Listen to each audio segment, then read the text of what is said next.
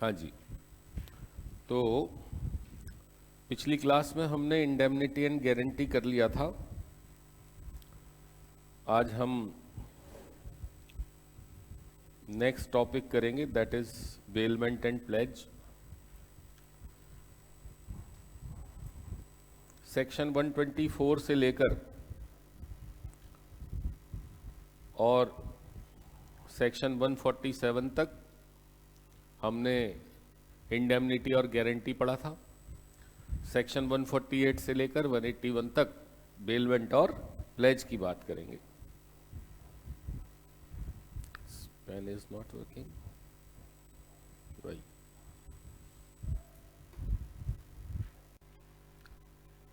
तो हम आज पढ़ रहे हैं indemnity and guarantee, sorry bailment and pledge.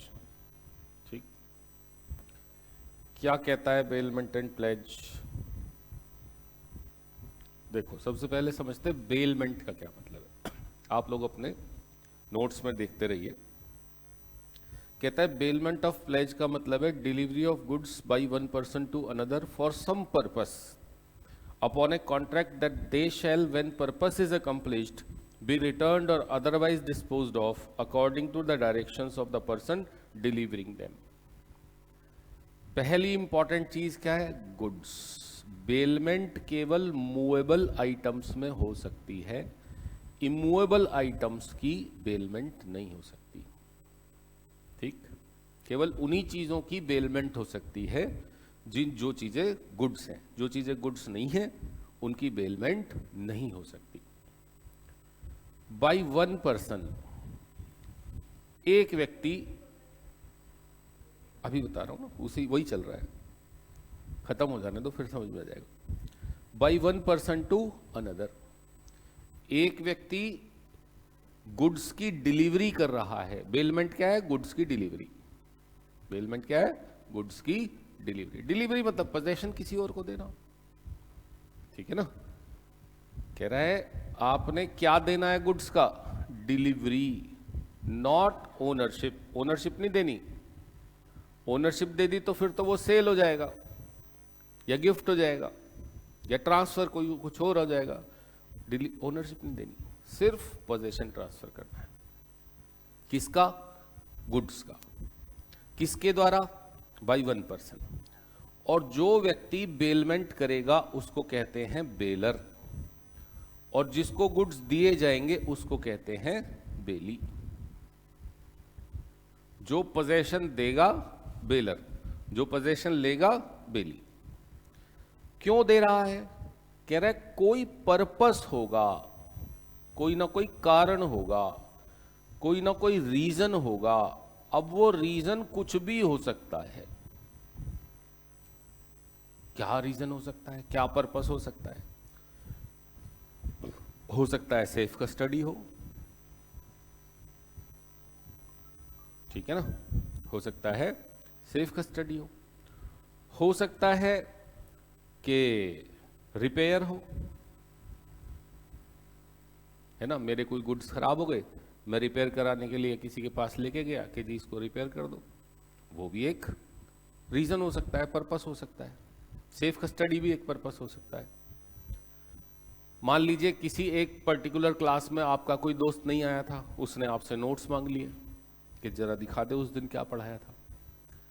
तो ये बेनिफिट ऑफ बेली के लिए भी हो सकता है और बेनिफिट ऑफ बेलर के लिए भी हो सकता है। कारण कुछ भी हो सकता है। For some purpose upon a contract. और कॉन्ट्रैक्ट क्या है उसमें?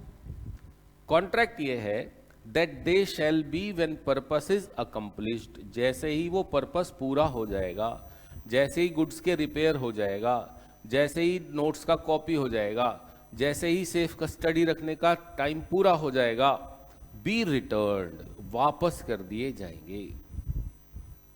है ना भाई? मेरे गुड्स खराब हो गए थे, मैं ठीक करवाने के लिए लेके गया और सामने रिपेयर शॉप पे दे दिया। जब वो ठीक हो जाएंगे तो क्या होगा? वापस बेलर के पास आ जाएंगे।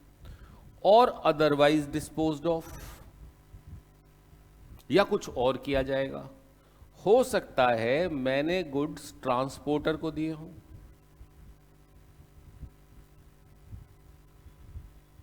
ये भी तो हो सकता है कि मैंने गुड्स ट्रांसपोर्टर को दिए हों कि ये गुड्स यहां से उठाकर वहां दे आना। तो जब पर्पस पूरा होगा तो गुड्स बेलर के पास होंगे या जिसको डिलीवरी देनी थी उसके पास होंगे? बताओ। मैं सेलर हूं, ठीक है ना, मैंने ट्रांसपोर्टर को गुड्स दिए कि ये ले जाकर बायर को दे देना, तो मेरा और ट्रांसपोर्टर का बेलमेंट का कॉन्ट्रैक्ट है, ठीक। मैंने गुड्स ट्रांसपोर्टर को दिए कि ये बायर को दे देना। जिस समय मेरा और ट्रांसपोर्टर का कॉन्ट्रैक्ट खत्म होगा उस समय गुड्स किसके हाथ में होने चाहिए? बायर के। यहां गुड्स वापस बेलर के पास नहीं आ रहे, अदरवाइज डिस्पोज्ड ऑफ, है ना। या फिर मान लीजिए कि मेरी रेडीमेड गारमेंट की शॉप है, मेरे पास एक ग्राहक आया, उसने कहा कि ये तो पैंट काफी लंबी है। मैंने कहा देखो इतनी ठीक है, हाँ इतनी ठीक है, मैं इसे अल्टर करवा दूंगा, आप अल्ट्रेशन वाले की दुकान से ले जाना, ठीक। तो जो रेडीमेड गारमेंट वाला है उसने पैंट अल्ट्रेशन के लिए दी होगी। अब पैंट किसके पास है? अल्ट्रेशन वाले के पास। जब अल्ट्रेशन हो जाएगा तो पैंट वापस रेडीमेड गारमेंट वाले के पास आएगी या ग्राहक के पास चली जाएगी? ग्राहक के पास चली जाएगी। रिटर्न तो नहीं हुआ। आगे क्या कह रहा है? रिटर्न हो जाएगी। कैसे? As per the direction of. ये कौन तय करेगा कि गुड्स वापस आएंगे या उनका कुछ और होगा? उस आदमी के डायरेक्शन पर तय होगा जिस आदमी ने डिलीवर किया था। और जिस आदमी ने डिलीवर किया था उसको क्या कहते हैं? बेलर। समझ में आई बात? चलिए एक एग्जांपल देखते हैं। ये एक आदमी है, इसके पास एक पेंट है, ये पेंट इसने आयनिंग के लिए धोबी को दी, ठीक है, और इसने कहा कि ठीक है 1 घंटे बाद वापस ले जाना। जब पेंट्स आयन हो जाएंगी तब क्या होगा?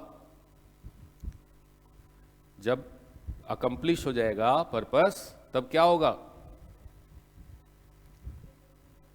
है बेलर पे गुड्स वापस चले जाएंगे, ठीक है ना। अच्छा, अब ये कह रहा है ये पैंट मेरी नहीं है जी, ये पैंट मन्नू की है। प्रेस करने के बाद किसको लौटा देना? मन्नू को दे देना। मन्नू आएगा, मन्नू ले जाएगा। ये है मन्नू। तो पैंट जब प्रेस हो जाएगी तो क्या होगा? वापस आ जाएगी या किसी और को चली जाएगी? किसी और को चली जाएगी। किसको जा रही है यहां पर? मन्नू को। ये कौन तय कर रहा है कि पैंट वापस मेरे पास आएगी कि मन्नू को जाएगी? बेलर। वेरी गुड, अब समझ गए आप लोग, ठीक है ना।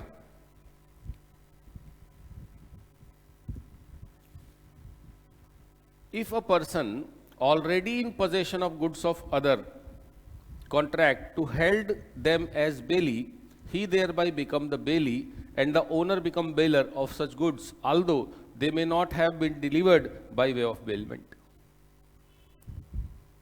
ये कह रहा है हो सकता है कि जब आपके पोजेशन में गुड्स आए तब आप बेली नहीं थे, ठीक है, लेकिन अब आपके साथ एग्रीमेंट ये हो गया है, ऐसा एग्रीमेंट हो गया है कि आप बेली बन गए हैं, ठीक है। ओनर जो है वो बन गया baler, although they may not have been delivered by way of bailment. जब पहले मेरे पास आए थे तब मेरे पास बेलमेंट की तरह नहीं आए थे, बाद में मेरे पास एज बेलमेंट वो गुड्स, बाद में मैं उनका बेलर बना हूं। कैसे? समझ लो, इंग्रेडिएंट तो बाद में समझेंगे। मान लीजिए गुड्स जो हैं वो खो गए, ठीक, क्योंकि मेरा किसी के साथ कोई कॉन्ट्रैक्ट नहीं है डायरेक्टली कि मैं गुड्स होल्ड करूंगा, तो मेरी कैपेसिटी है फाइंडर ऑफ लॉस्ट गुड्स। मेरी कैपेसिटी क्या है? फाइंडर ऑफ लॉस्ट गुड्स, ठीक है। तो मेरे ऊपर इंडियन कॉन्ट्रैक्ट एक्ट का फाइंडर ऑफ लॉस्ट गुड्स वाला प्रोविजन अप्लाई होगा। अच्छा, अब जो भी फाइंडर ऑफ लॉस्ट गुड्स होता है उसकी क्या जिम्मेदारी होती है कि वो ओनर को ढूंढे। ओनर मिल गया और ओनर ने कहा कि भाई मैं अभी तो बाहर हूं, शहर में नहीं हूं, मैं फ्राइडे को वापस आ जाऊंगा, तब तक तुम गुड्स मेरे बिहाफ पर होल्ड करके रखो। अब बताओ, जब मुझे ओरिजिनली गुड्स मिले थे तब मेरा टाइटल क्या था? तब मेरा टाइटल था फाइंडर ऑफ लॉस्ट गुड्स, ठीक है। लेकिन जैसे ही ओनर मिल गया और ओनर ने कहा कि तुम गुड्स होल्ड कर लो, तो मेरा टाइटल बदल के क्या हो गया? बेली। तो जरूरी नहीं है कि ओरिजिनली भी गुड्स मेरे पोजेशन में आए बेली ही आए हों, हो सकता है बाद में मेरा टाइटल बदलकर बेली हुआ हो।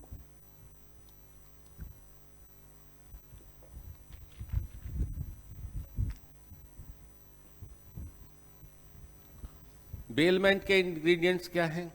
पहला है डिलीवरी, दूसरा है गुड्स, तीसरा है दो लोग, और कोई ना कोई पर्पस होना चाहिए। और गुड्स लास्ट में या तो रिटर्न होंगे या अदरवाइज डिस्पोज ऑफ होंगे। डिस्पोज ऑफ होंगे मतलब उनका जो भी किया जाना है वो तय होगा, ठीक है ना। डिस्पोजल, डिस्पोजल मतलब अपने हाथ से त्याग देना, मेरे यहां से चले जाएंगे। अब वो कहां जाएंगे ये बेलर तय करे, है ना। हो सकता है बेलर कहे अच्छा तुम्हारे पास पहुंच गए हैं, अब यार तुम ही खा लो, जाओ ना, छोड़ो, अब मैं कहां वहां आऊंगा। हाँ मेरा ही वो था रिफ्रेशमेंट का पैक, तुम्हारे पास पहुंच गया, अब यार मैं तो अब घर आ गया, चलो तुम खा लो। हाँ वो मिठाई का डिब्बा वो दे रहा था, हाँ याद है मुझे, आपका तो मिठाई का डिब्बा यहीं रह गया। कहाँ छूट गया जी? वहाँ पानीपत छूट गया। अब पानीपत तो जाऊंगा नहीं मैं, मिठाई का डब्बा अच्छा यार तुम ही रख लो ना, खाओ उसको, मजे करो, ठीक। ये कह रहे delivery to bailee how made. आपने सेल ऑफ गुड्स एक्ट पढ़ा है? किसी को याद है कितनी तरह की डिलीवरी हो सकती हैं? 3। Very good. कौन कौन सी? एक्चुअल, सिंबॉलिक, कंस्ट्रक्टिव, ठीक। तो 3 तरह की डिलीवरी है। तो तीनों तरह की डिलीवरी हो सकती है क्या बेलर को? तो वो कह रहा है देखो भाई, मान लीजिए कि एक दूधिया दूध देने के लिए आया, जिसको दूध देना था उसके घर पे तो ताला लगा हुआ है, और मैंने गुड्स पड़ोसी को दे दिए, ठीक है ना। तो मैंने गुड्स पड़ोसी को दिए क्या कहकर कि जब ये लोग आ जाएंगे तो दूध इनको दे देना, आंटी को, आंटी मंदिर गई हुई है, ठीक है। ये आदमी कौन हो गया? बेलर। ये कौन हो गई? बेली, है ना। जब ऑब्जेक्टिव अचीव हो जाएगा तब क्या होगा? जब पर्पस पूरा हो जाएगा तब क्या होगा? इसमें गुड्स क्या है? इसमें गुड्स क्या है? इसमें गुड्स है दूध, ठीक है ना। भाई आंटी मंदिर गई हैं, 10-15 मिनट में वापस आ जाएंगी, तब तक ये उठा के अपना फ्रिज में रख देगी। जब पर्पस पूरा होगा तब क्या होगा दूध का?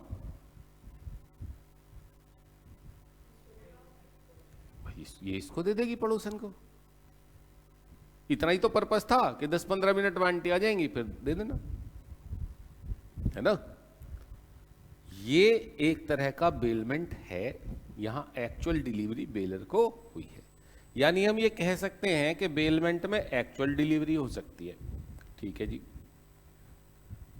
और हम ये भी कह सकते हैं कि बेलमेंट में कंस्ट्रक्टिव डिलीवरी भी हो सकती है। कंस्ट्रक्टिव का नहीं है एग्जाम्पल, अक्सर इसे कंस्ट्रक्टिव में पढ़ाया जाता है लेकिन कंस्ट्रक्टिव का है नहीं। कंस्ट्रक्टिव का एग्जाम्पल क्या है? थोड़ा बड़ा बता देता हूं आपको, यहीं बता देता हूं। एक गोडाउन है,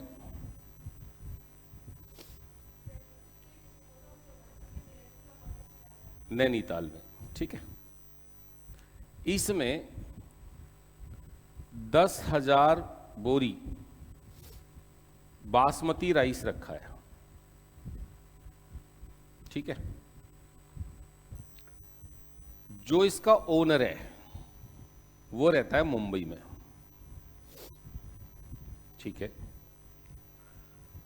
एक आदमी है जो कि इन गुड्स की केयर करता है, हम कह सकते हैं गोडाउन ओनर है,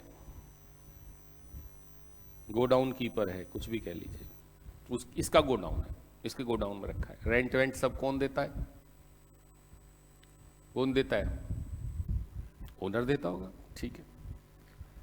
अब क्या हुआ, एक बायर इसको मिल गया दिल्ली का, इन दोनों के बीच में डील डन हो गई कि ठीक है, नैनीताल में जो गुड्स रखे हैं वो सारे तुम्हारे, ठीक है। अब ये जो ओनर है मुंबई में, इसने कॉल किया किसको? गोडाउन कीपर को, कि भाई मैंने सारा माल इस आदमी को बेच दिया है। अभी तक तुम गुड्स होल्ड करते थे मेरे बिहाफ पर, लेकिन अब तुम गुड्स होल्ड करोगे बायर के बिहाफ पर। बताओ, गुड्स की प्लेस चेंज हुई क्या? नहीं। गुड्स के ऊपर कंट्रोल कीपर का चेंज हुआ क्या? गुड्स 1 सेंटीमीटर भी इधर से उधर नहीं हुए। फिर भी पहले गुड्स ओनर के थे, अब गुड्स बायर के हैं। पहले गोडाउन कीपर बेली था ओनर का, अब वो बेली है बायर का। तो कंस्ट्रक्टिव डिलीवरी भी हो सकती है। लेकिन यहां जो हम बात कहना चाह रहे हैं केवल और केवल ये कि सिंबॉलिक डिलीवरी जो है, सिंबॉलिक डिलीवरी कभी भी बेलमेंट नहीं हो सकती। क्यों नहीं हो सकती? क्योंकि सिंबॉलिक डिलीवरी में एक्चुअल गुड्स का पोजेशन ट्रांसफर नहीं होता। वहां क्या ट्रांसफर होता है? डॉक्यूमेंट, की, टोकन एटसेट्रा। चलिए जी, अब इस चैप्टर का जो असली क्वेश्चन बनता है वो बनता है rights and duties of bailor and bailee. बस बड़ा क्वेश्चन यही आ सकता है, या तो राइट्स ऑफ बेलर पूछ ले, या राइट्स ऑफ बेली पूछ ले, या ड्यूटीज ऑफ बेलर पूछ ले, या ड्यूटीज ऑफ बेली पूछ ले। अब इसमें जरा कॉमन सेंस लगाने वाली बात है। जो राइट्स ऑफ बेलर है, जो राइट्स ऑफ बेलर है वही ड्यूटीज ऑफ बेली है। जो राइट्स ऑफ बेली है वही ड्यूटीज ऑफ बेलर है। चलिए, ये कह रहा है बेलर के भी कुछ राइट एंड ड्यूटीज हो सकते हैं और बेली के भी कुछ राइट एंड ड्यूटीज हो सकते हैं, और ये वाइस वर्सा होंगे। जो बेलर के राइट एंड ड्यूटीज होंगे वो बेली के। अब ये कह रहा है बेलर के राइट्स एंड ड्यूटीज हम पहले पढ़ रहे हैं, ड्यूटीज ऑफ बेलर पढ़ रहे हैं पहले। क्या है? पहली ड्यूटी है duty to disclose known faults. अगर आप कोई चीज किसी को दे रहे हैं और आपको पता है कि इसमें ये गड़बड़ी है, तो वो गड़बड़ी पहले से बतानी है। लेकिन आप केवल उन्हीं गड़बड़ियों को बताने के लिए लायबल हैं जो गड़बड़ियां आपको मालूम हैं। मैंने किसी को साइकिल चलाने के लिए दी, मुझको मालूम है कि ये साइकिल में ब्रेक्स नहीं लगते, और मैं ये देख रहा हूं कि वो साइकिल तेज चला रहा है। मैंने जानबूझ के नहीं बताया कि इसमें ब्रेक नहीं लगते, क्योंकि जब वो गिरेगा तो मजे आएंगे, हंसेंगे हम, है ना, सबके आगे उसकी बेइज्जती होगी। तो मैंने नॉन फॉल्ट भी बेली को नहीं बताया, ये मेरी गलती है, ठीक है ना। अब मुझे बेली को रीइंबर्समेंट देना होगा। लेकिन सिर्फ कौन से फॉल्ट? नोन, और नोन फॉल्ट्स के लिए बेलर जिम्मेदार नहीं है। लेकिन यहां एक राइडर है, यहां एक प्रोवाइजो है। अगर बेलमेंट फॉर कंसीडरेशन हुआ है, पैसे लेकर बेलमेंट दिया है आपने, तो बेलर जो है वो लाइबल हो जाता है अननोन फॉल्ट्स के लिए भी। नोन फॉल्ट्स के लिए तो वो लाइबल है ही, पहले से ही लाइबल है।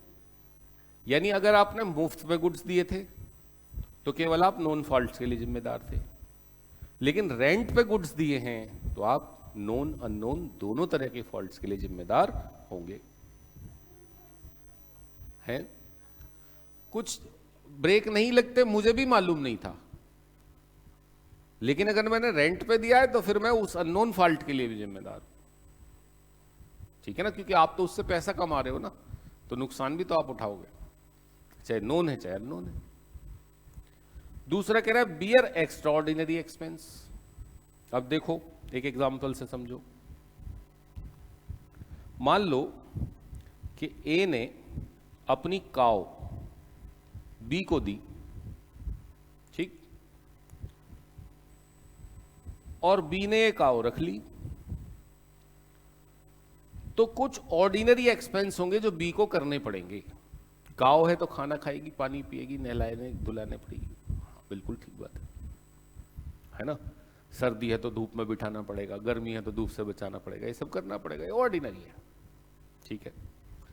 उसके बदले में बी को क्या मिल रहा है? काव का मिल्क मिल रहा होगा, तो कंपनसेट हो रहा है। लेकिन मान लीजिए कि किसी वजह से काव की सर्जरी करनी पड़ गई, ठीक, तो इस सर्जरी तो ऑर्डिनरी नहीं है, इसे कौन बियर करेगा? इसे बेलर ही बियर करेगा, ठीक है। ऑर्डिनरी एक्सपेंस बेली के रहेंगे, लेकिन एक्स्ट्रा ऑर्डिनरी एक्सपेंस बेलर के होंगे।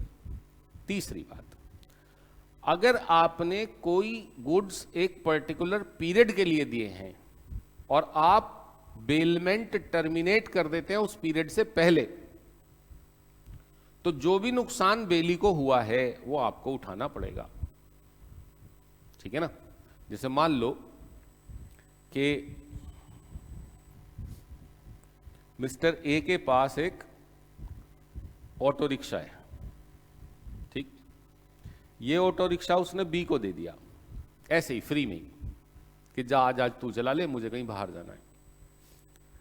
ए को मालूम है ज्यादा से ज्यादा क्या, मतलब दिन में 200 से 500 रुपए कमा लेगा। लेकिन ए को कहीं से पता लगा कि बी ने तो लंच तक 700 रुपए कमा लिए हैं। अब ए हो गया जीलस, ऐसे कैसे, हम तो पूरे दिन लगे रहते हैं, हम तो 500 रुपए नहीं कमा पाते। और उधर बी ने एक दूसरा कंसाइनमेंट ले लिया 300 रुपए का, लेकिन ए ने बीच में ही जाकर इसका जो वो है रिक्शा वापस ले लिया, यानी प्री मैच्योर टर्मिनेशन कर दिया। भाई बी के पास तो रिक्शा रहना था पूरे दिन और आपने लंच के बाद जाके ही वापस पोजीशन ले लिया, तो जो भी नुकसान बी को होगा उसका कंपनसेशन करना होगा किसको? ठीक है, बेशक दिया हो, बेशक दिया हो, ये भी तो फ्री में ही हुआ था, ये भी तो फ्री में ही हुआ था, है ना। फिर कह रहे to receive back the goods, जो गुड्स बेलर ने बेली को दिए हैं, काम पूरा हो जाने पर बेलर की ड्यूटी है कि वो गुड्स को वापस लेगा। इसे भी एग्जाम्पल से समझ लो। ये कह रहा है मन्नू ने भानु को एक बाइक दिखाई। भानु ने कहा यार बड़ी बढ़िया बाइक है, तू कहां से ले आया? बोला यार वो मेरा मालिक है, बहुत अमीर आदमी है, उसके यहाँ बेकार खड़ी थी, मैंने कहा जी मुझे दे दो, उसने कहा इतने रुपए दे दे, मैंने पैसे दे दिए, ले आया। ठीक है जी। भानु कहने लगा यार एक दिन मेरे को चलाने को दे दे। बोला ले जाए यार, तू दोस्त है मेरा। अब ये बादू जो है ये बाइक चला रहा था, बाइक चला रहा था, रास्ते में पुलिस ने पकड़ लिया, आजा बेटा इधर, चोरी की गाड़ी चलाता है, दिखा कागज। बोले जी कागज तो नहीं है। बोला तो चलो बेटा थाने। बोला साहब मेरी नहीं है, ये बाइक किसकी है? बाइक तो मन्नू की है। आपको यकीन नहीं आ रहा? चलो मैं मन्नू से पूछवा देता हूं। अब एक पुलिस वाला और भानु ये दोनों गाड़ी लेके मन्नू के पास पहुंचे। मन्नू घर से बाहर आया और भानु को देखकर बोला वाह भानु बड़ी अच्छी बाइक लेके आया भाई, पुलिस सिक्योरिटी भी मिल गई। वाह यार, तू बड़ा आदमी हो गया भाई। भानु कह रहा है यार ये तो बाइक मैं तेरे से अभी लेके गया हूं, और मुझे क्यों फंसा रहा है यार बिना बात से। यानी कि मन्नू ने गुड्स रिसीव बैक करने से क्या कर दिया, मना कर दिया। तो अब लॉस किसका होगा, भानु का। तो वो लॉस कौन बियर करेगा, मन्नू बियर करेगा। समझे? यानी अगर आपको आपके गुड्स है तो आपको वापस लेने पड़ेंगे, ठीक है ना। फिर कह रहा है इंडेमनीफाई द बेली। इंडेमनिटी कल ही पढ़ा है हमने कि अगर मेरी वजह से आपको कोई नुकसान हो रहा है या किसी तीसरी वजह से आपको कोई नुकसान हो रहा है तो मैं उसकी भरपाई करके दूंगा। यहां मैंने आपको बताया नहीं कि ब्रेक नहीं लगते और आपका नुकसान हो गया, तो इंडेमनीफाई कौन करेगा, बेलर, है ना। प्री मैच्योर टर्मिनेशन कर दिया तो इंडेमनीफाई कौन करेगा, बेलर। बेली को जो नुकसान हो रहा है बेलर उसको इंडेमनीफाई करके देगा। ठीक, समझ में आ गई पांचों बातें। आगे चलिए। अब कह रहा बेलर है, ये तो हो गया।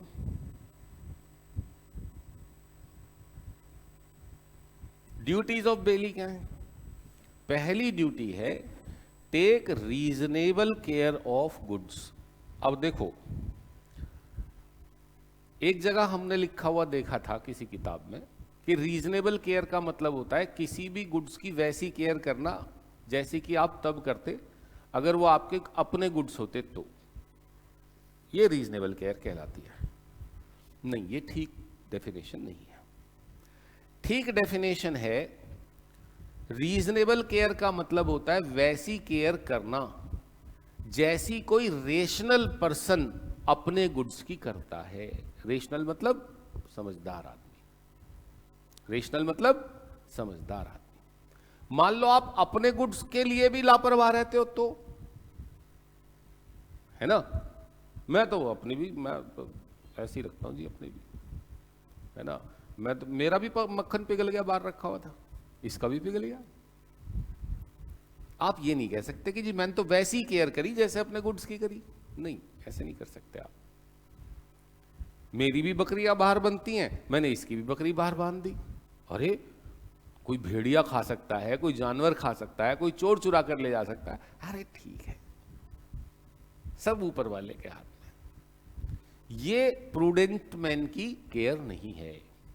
रीजनेबल केयर का मतलब है किसी गुड्स की वैसी केयर करना जैसे कि एक प्रूडेंट मैन करता अगर वो गुड्स उसके अपने गुड्स होते तो।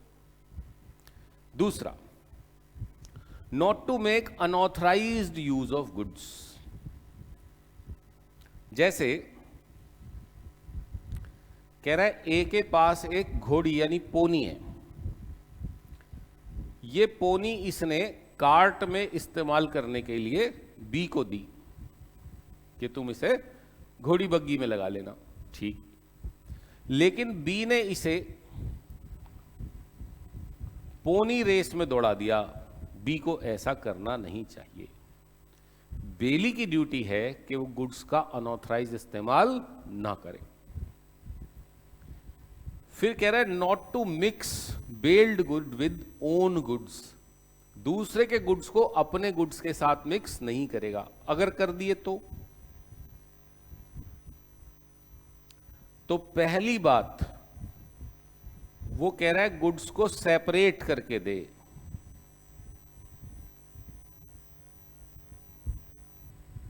ठीक है ना, गुड्स को सेपरेट करके दे। मैंने एक बहुत बढ़िया चीज देखी एक बार। एक आदमी था, उसके पास कम से कम 500 भेड़ें थी। 500 भेड़। वो ऐसे ही मतलब आम सामान्य सा ग्रामीण व्यक्ति लग रहा था। अगर एक भेड़ जो सामान्यतः 50 से 60 हजार रुपए की होती है, हम 50,000 पकड़ लें, तो 500 भेड़ें कितने की हो गई है?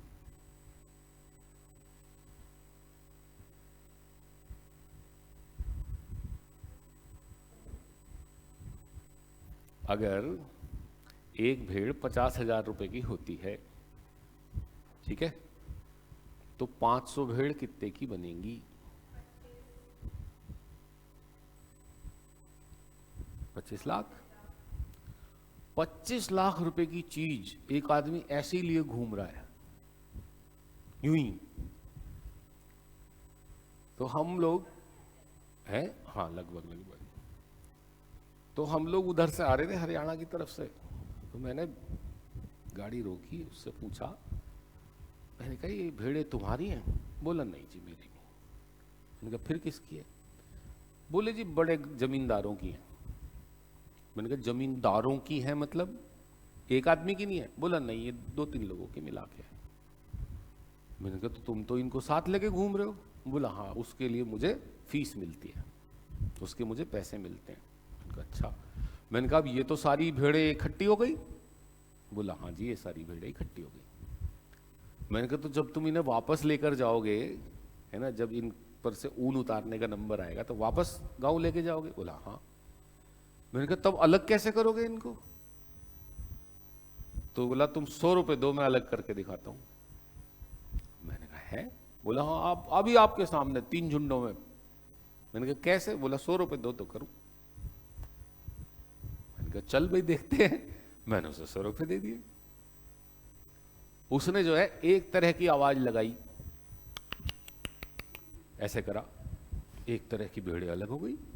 ऐसा नहीं कि वो एक कलर की थी या ना ना ना, बस उसकी आवाज से सुन के फिर उसने दूसरी तरफ से आवाज लगाई, आ, दूसरी तरफ की अलग हो गई। तीसरी तरह की जो बच गई वो तीसरे मालिक की थी।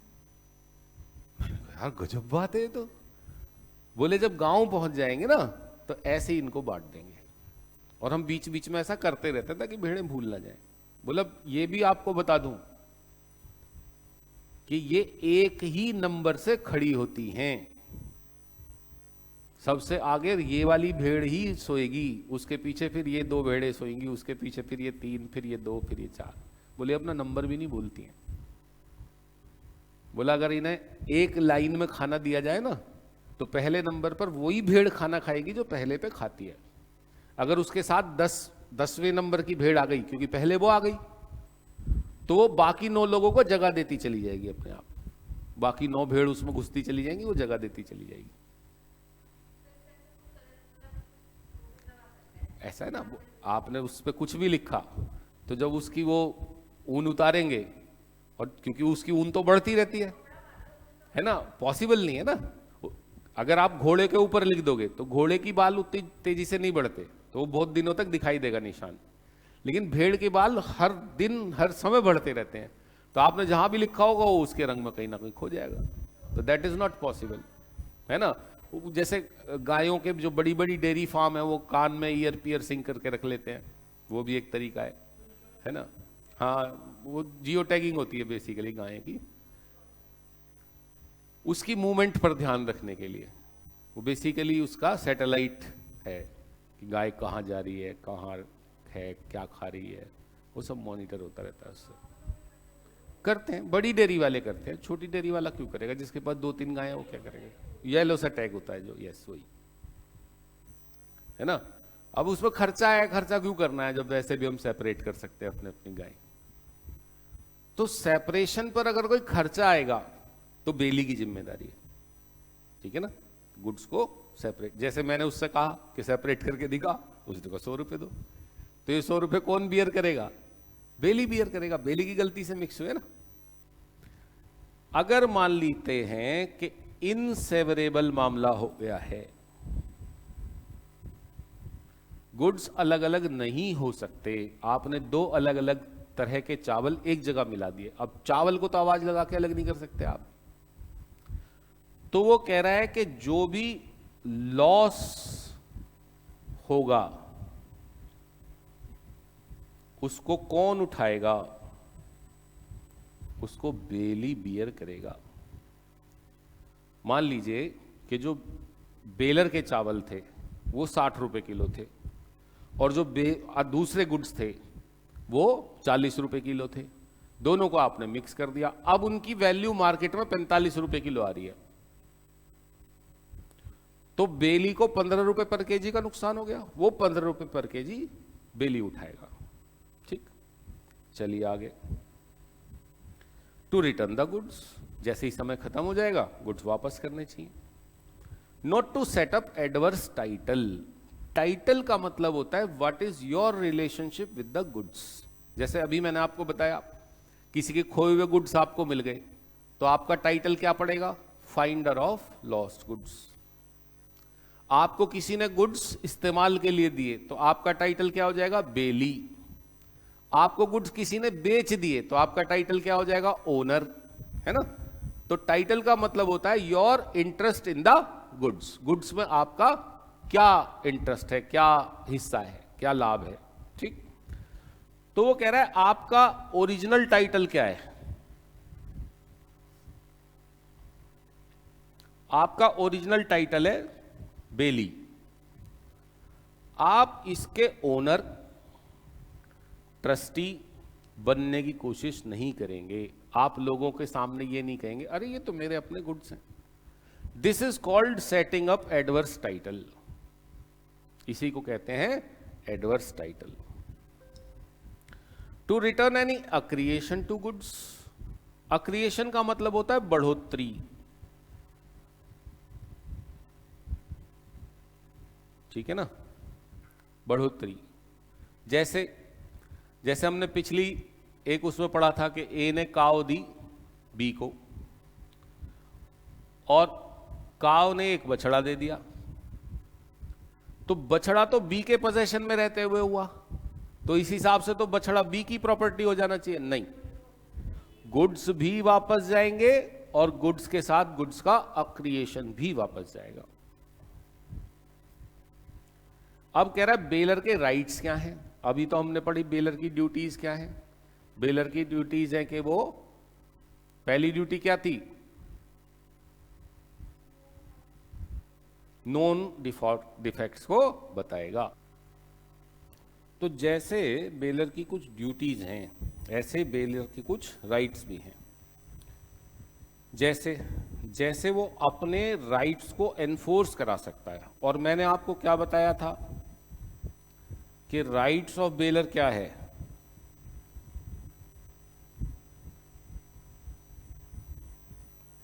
Duty of belly. बेली की पहली ड्यूटी हमने क्या पढ़ी? बेली की पहली ड्यूटी हमने पढ़ी duty to take reasonable care, है ना? यही पढ़ी थी।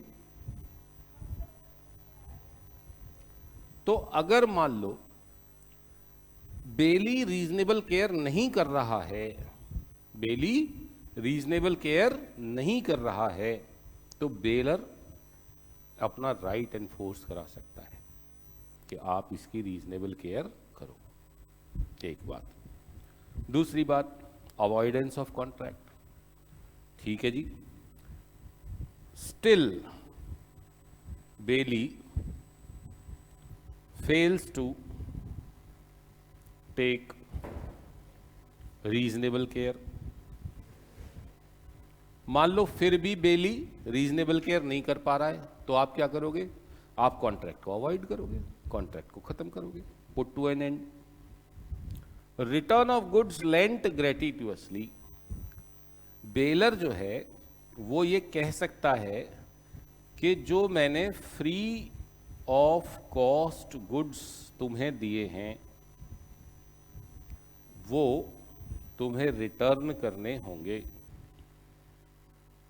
अगर मैंने पैसे लेके गुड्स दिए हैं तो आप उसका टर्मिनेशन नहीं कर सकते, फिर आपको कंपनसेट करना पड़ेगा। लेकिन अगर कोई समय तय नहीं हुआ था और फ्री में गुड्स दिए हैं तो आप कभी भी वापस ले सकते। ये यहां पर थोड़ी गड़बड़ कर दी मैंने।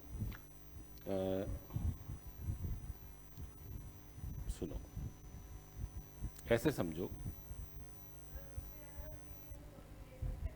है, देखो ये कह रहा है अगर मान लो, ये क्या हो गया?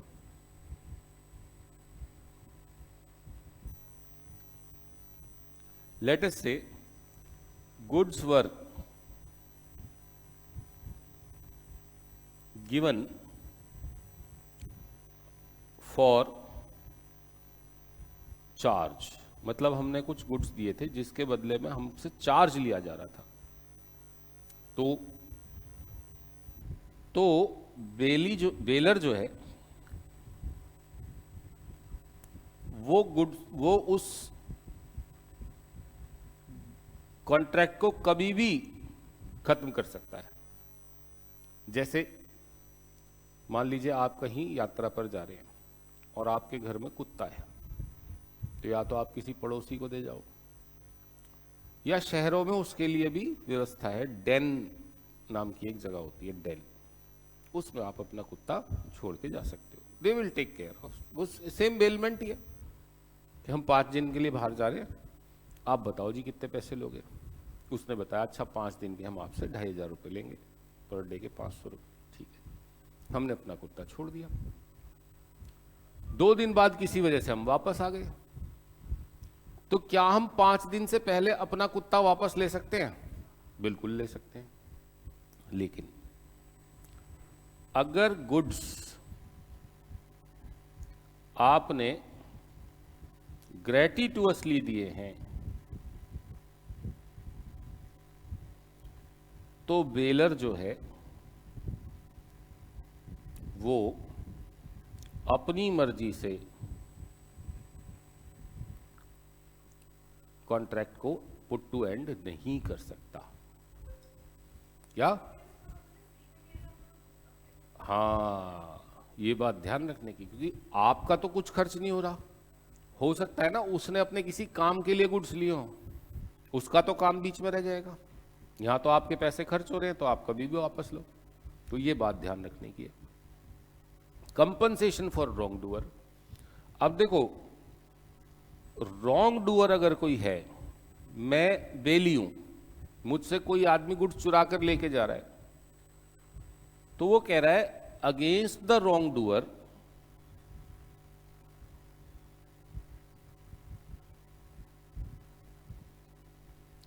दोनों लोग, बेलर भी और बेली भी, दोनों लोग एक्शन ले सकते हैं, है ना। भाई मान लो मेरे गोडाउन में गुड्स रखे हुए हैं और वहां से कोई चोरी करके ले जा रहा है, तो मैं शिकायत लिखवा सकता हूं एज बेली, और आपके गुड्स से आप शिकायत लिखवा सकते हैं एज ओनर। दोनों लोग रॉन्ग डूअर के खिलाफ एक्शन ले सकते हैं। ठीक। राइट्स ऑफ बेली क्या है जी? पहले तो अगर मान लीजिए जॉइंट बेलर में से किसी ने, ऐसे समझ लीजिए जॉइंट बेलर होते क्या है, पहले ये समझो। जॉइंट बेलर तब माना जाता है जब एक ही गुड्स के 2 ओनर हों, इनके बीच में गुड्स का बंटवारा नहीं हुआ है अभी। सी जो ए और बी का फादर है वो मर गया और केवल एक चीज छोड़ के मरा, वो एक भैंस। ठीक। तो क्या भैंस को आधा आधा बांटा जा सकता है? नहीं। तो इस समय दोनों ए और बी दोनों उस भैंस के पूरे पूरे ओनर हैं। सी जो कि ए और बी का फादर है वो मर गया, 2 ही लीगल ईयर बचे और प्रॉपर्टी के नाम पर एक ही चीज छोड़ कर गया, वो एक भैंस। ठीक। तो आप भैंस को आधा आधा तो बांट नहीं सकते, कैश होता तो आधा आधा बांट लेते, ठीक है ना। भैंस तो आधी आधी नहीं बट सकती। अभी उनके बीच में कोई बंटवारा नहीं हुआ है, तो अभी ए और बी दोनों भैंस के पूरे पूरे ओनर हैं। ओके, वो दोनों पूरे पूरे ओनर हैं। ए भी फुल फ्लैज ओनर है, बी भी फुल फ्लैज ओनर। अब मान लो बेलमेंट किया था बी ने, ठीक, और बेली ने रिटर्न कर दिया ए को, तो कोई गलती करी नहीं। वो कह रहा है बेली जो है वो किसी भी एक को गुड्स वापस कर सकता है ना। जैसे जनरली क्या सेंस बनता है कि भैया जिससे लिया था उसको वापस करो, यहां ऐसा नहीं है। अगर 2 लोग जॉइंट ओनर हैं तो आप दोनों में से किसी भी जॉइंट ओनर को गुड्स वापस कर सकते हो। दूसरा, delivery of goods to bailer having no title. ठीक। मन्नू और भानु वाले एग्जाम्पल में आ जाओ। बाइक तो चोरी की है, सबको पता है। हाँ जी पता है।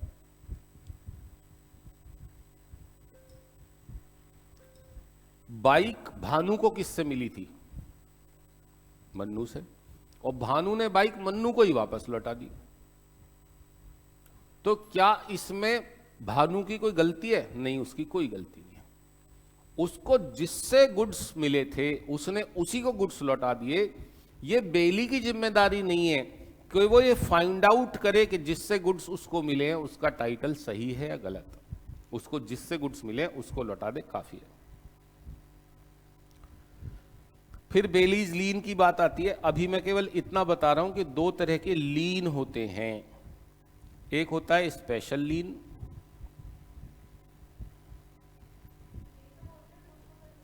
और एक होता है पर्टिकुलर लीन। और ये आपको मालूम है लीन का मतलब क्या होता है? लीन का मतलब होता है होल्डिंग पोजेशन ऑफ गुड्स।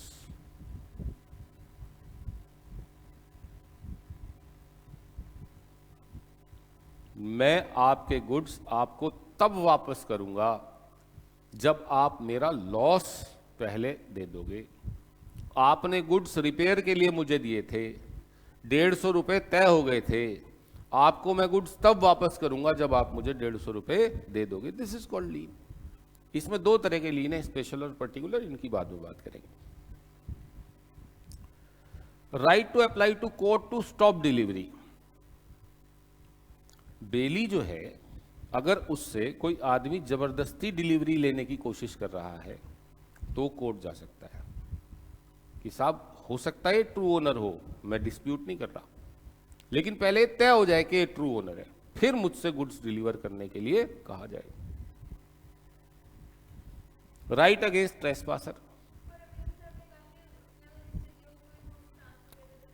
बिल्कुल सही बात है, मैंने तो कर दिया। जब जॉइंट ओनर की बात आई या जिसने मुझे बेल किया था, अब मुझे पता लग गया ये इसका टाइटल डिफेक्टिव है, तो मेरे पास दोनों ऑप्शन है। या तो मैं उसी को वापस कर दूं जिससे मिला है, या मैं ये कह दूं भैया पहले कोर्ट को तय कर लेने दो असली ओनर कौन है, फिर मैं गुड्स दूंगा। ठीक है, उसके पास दोनों राइट्स है। Right against the trespasser. Trespasser मतलब रॉन्ग डूअर। मैंने अभी बताया कि रॉन्ग डूअर के अगेंस्ट दोनों के पास पावर है। मतलब बेलर के पास भी पावर है और बेली के पास भी पावर है। ठीक है जी। फिर आता है प्लेज। अभी पर्टिकुलर लीन और जनरल लीन खड़ा है, उसके बारे में बाद में चर्चा करेंगे। प्लेज क्या है? प्लेज को सेक्शन 172 ने डिफाइन किया है।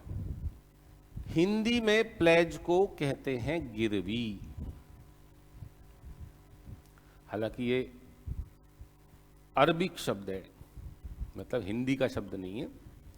हिंदी का शब्द है निक्षेप।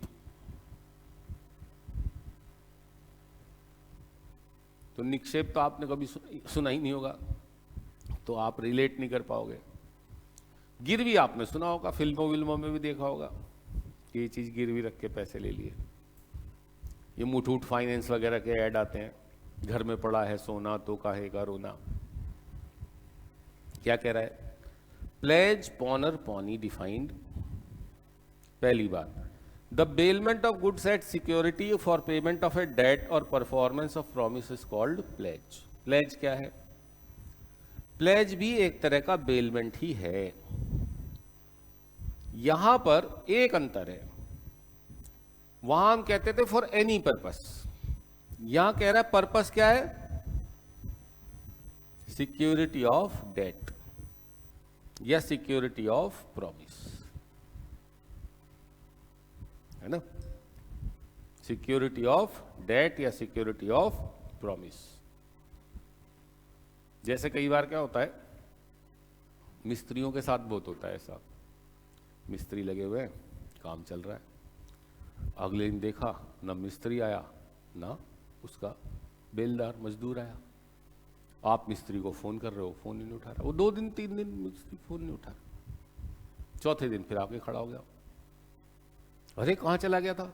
अजी बाबू जी गाँव में ऐसा हो गया था, डायनासोर आ गया था, मेरी बीवी को उठा के ले गया, फिर उसने कहा कि जब तक 100 बकरे नहीं ला के दोगे तब तक नहीं छोड़ूंगा। 100 बकरे इंतजाम करने में बाबूजी टाइम तो लगता ही है। और ये तेरा मजदूर कहाँ था? बाबूजी इसी का तो डायनासोर था, तो इसका भी तो होना जरूरी था। वो कुछ भी कहानी सुना सकता है आपको, है ना। मैं भुक्त भोगी इसलिए मेरे को पता है।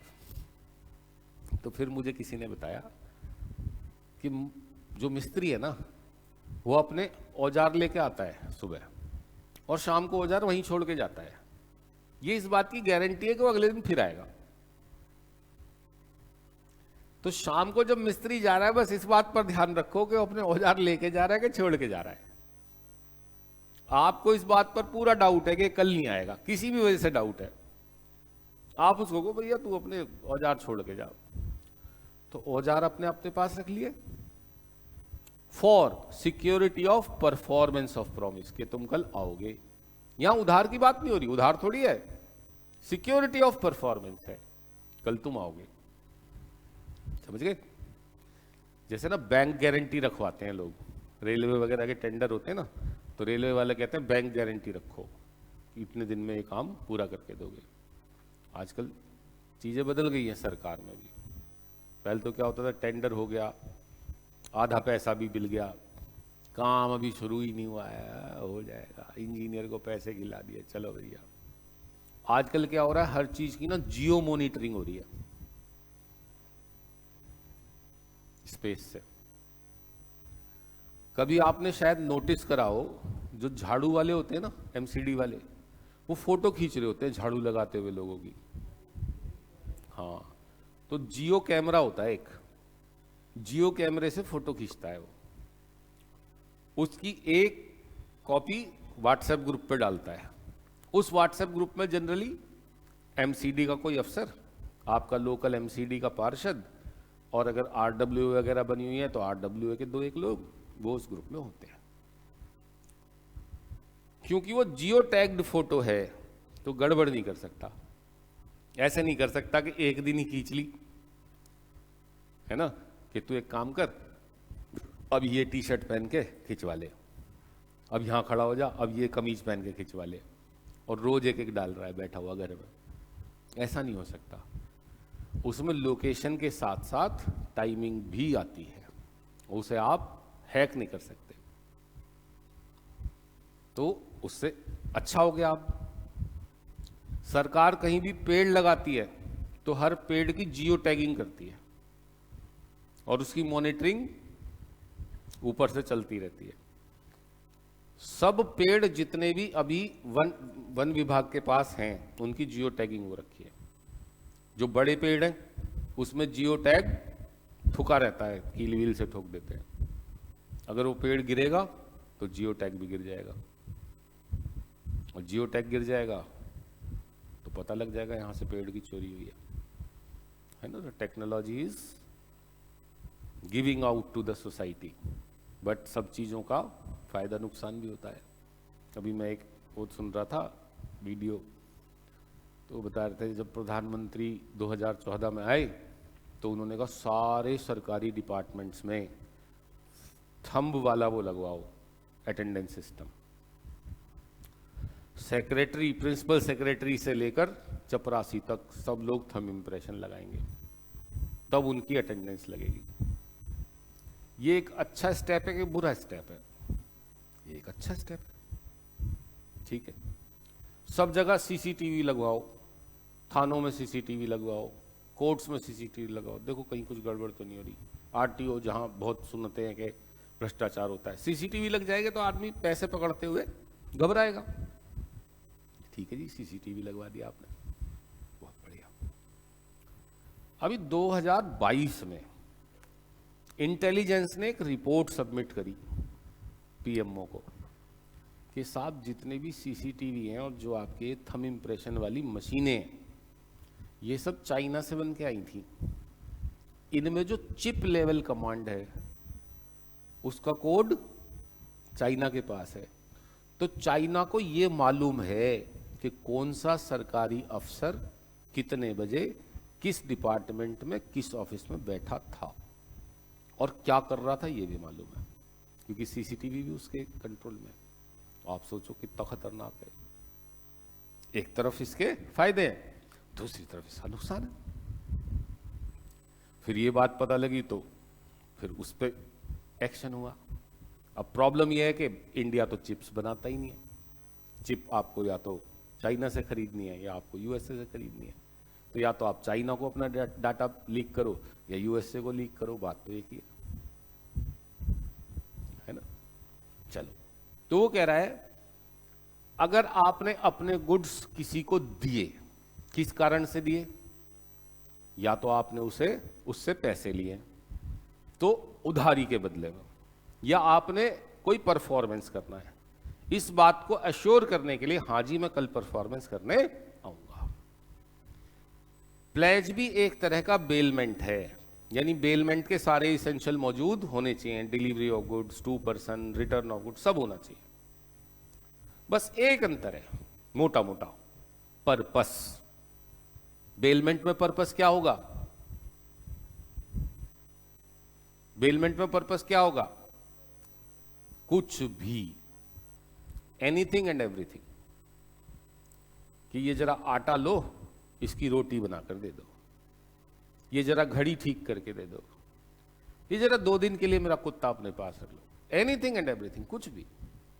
लेकिन प्लेज का केवल एक पर्पस होता है, सिक्योरिटी ऑफ डेट और परफॉर्मेंस। यहां बेलर को पॉनर कहते हैं और बेलर को पॉनी।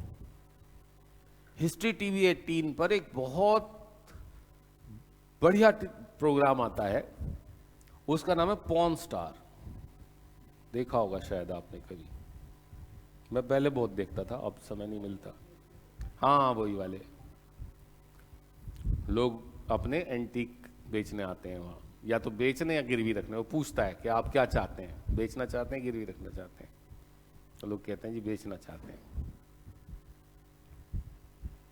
ठीक है, फिर क्या कह रहा है? Pledge is a variety or a species of bailment. It is a bailment of goods as security for payment of debt or performance of a promise. The person who pledges or bail known as pledger or pawner. The person to whom the goods are delivered is known as pledgee or pawnee. In pledge there is no change in ownership. क्योंकि bailment है ना, bailment में भी ownership change नहीं होती, यहां भी ownership change नहीं होगी। Under exceptional circumstance, pledgee has right to sell the property pledged. यही तो होता है गिरवी में, फला दिन तक पैसे आ गए तो ठीक, नहीं तो भाई तुम्हारी मां के कंगन बेच दूंगा, है ना। फिर वो कहता नहीं लाला मेरी मां के कंगन मत बेचना। वही तो है, बढ़िया बात। सेक्शन 172 से 182 of Indian contract act deals with contract of pledge. Illustration है, ए ने मनी ली और बदले में ज्वेलरी दे दी, तो ज्वेलरी जो है वो प्लेज है as security for lending money. Pawnee के राइट्स क्या क्या हैं? पॉनी के राइट्स हैं कि वो गुड्स को तब तक रिटेन करके रख सकता है जब तक उसके पैसे नहीं मिलते हैं। ये भी एक तरह का लीन है, ठीक है ना। ये कह रहा है पॉनी जो है तब तक अपने पास गुड्स रख सकता है जब तक आप उसके डेट का पेमेंट नहीं कर सकते। हाँ, पॉनी बेली हो गई है ना, जिसको दिए। ये कह रहा है डेट के लिए भी रख सकता है और इंटरेस्ट ऑफ द डेट के लिए भी रख सकता है, और जो भी एक्सपेंस उसने करे हैं उसके लिए भी रख सकता है, जब तक उसका सारा ड्यू जो लीगली ड्यू है उसकी तरफ आप वो वापस नहीं कर दोगे, तब तक वो अपने पास रख सकता है। ये कह रहा है एम ने गुड्स स्टॉक प्लेज करा फ्रॉम अ बैंक, तो बैंक जो है वो स्टॉक को तब तक अपने पास रोक सकता है जब तक आप लोन रीपे नहीं कर दें या लोन का इंटरेस्ट रीपे नहीं कर दें।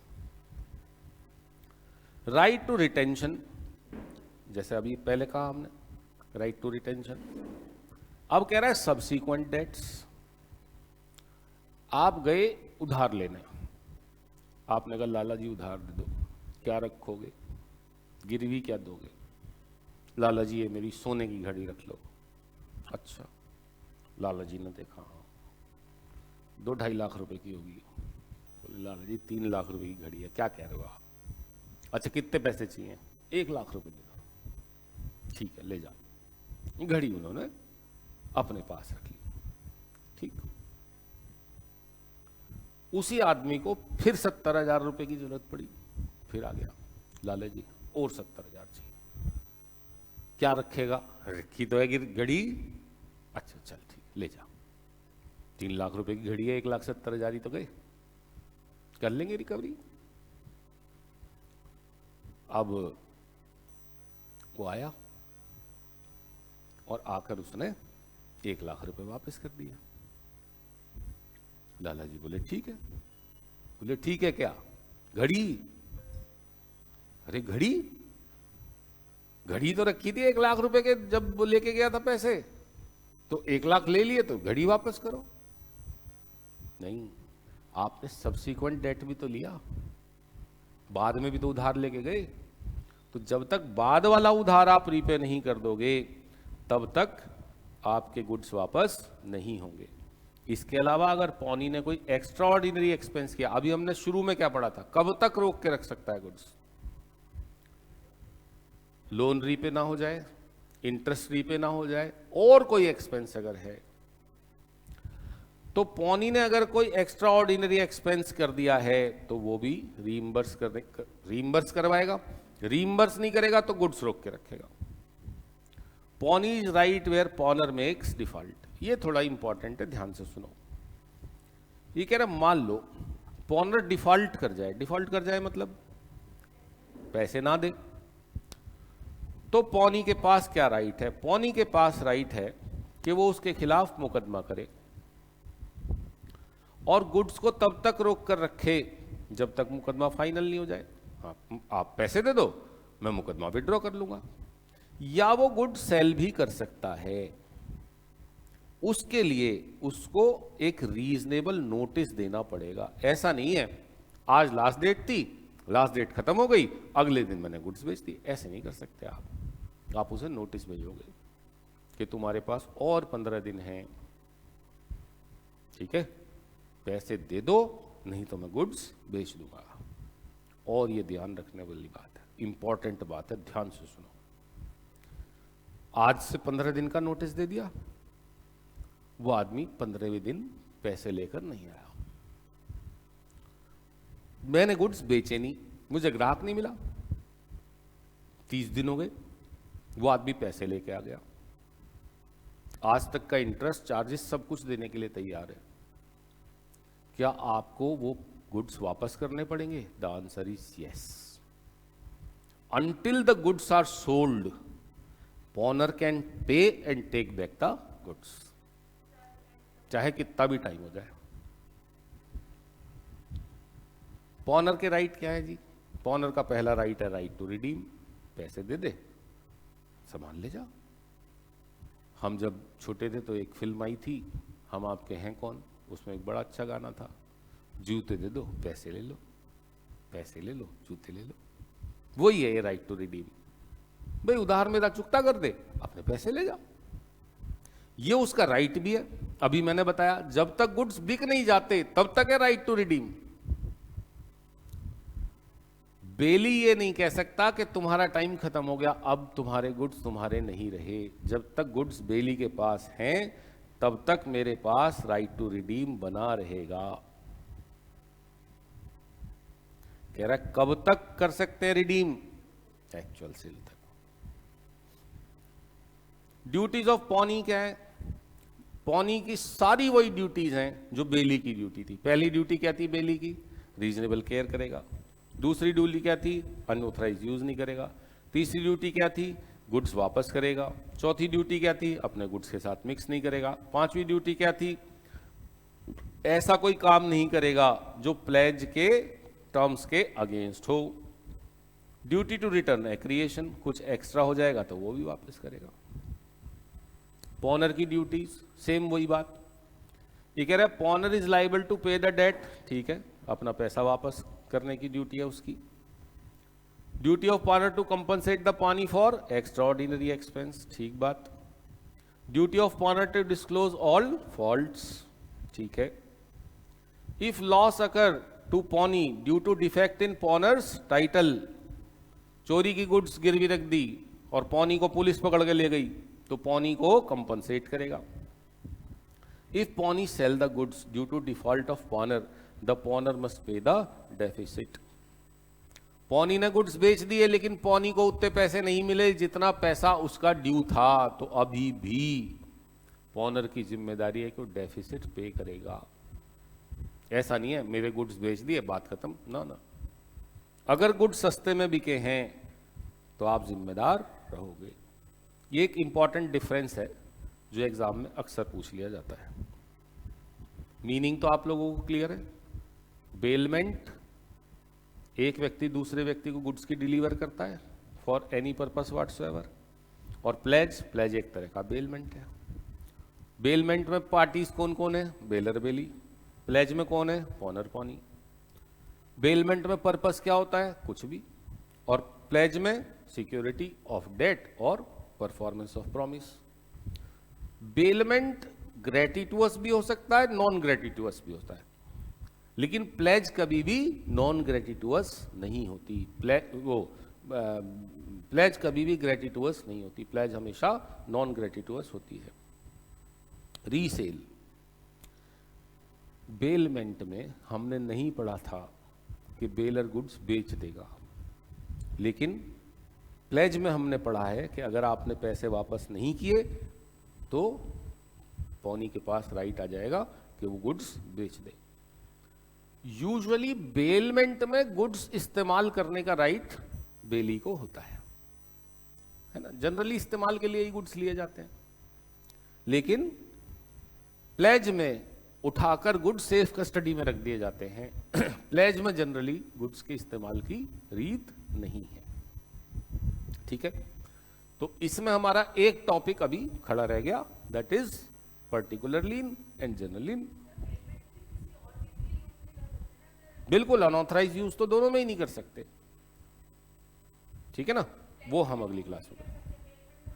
प्लेज में जनरली अब देखो, मान लो मैंने प्लेज में दी है गाय, गाय को तो इस्तेमाल करना पड़ेगा, गाय को तो आप तिजोरी में नहीं बंद कर सकते। लेकिन जनरली प्लेज में ऐसी चीजें नहीं दी जाती।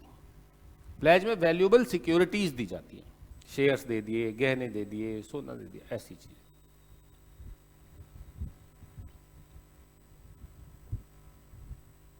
ठीक है, बाकी हम नेक्स्ट क्लास में करेंगे। Thank you very much.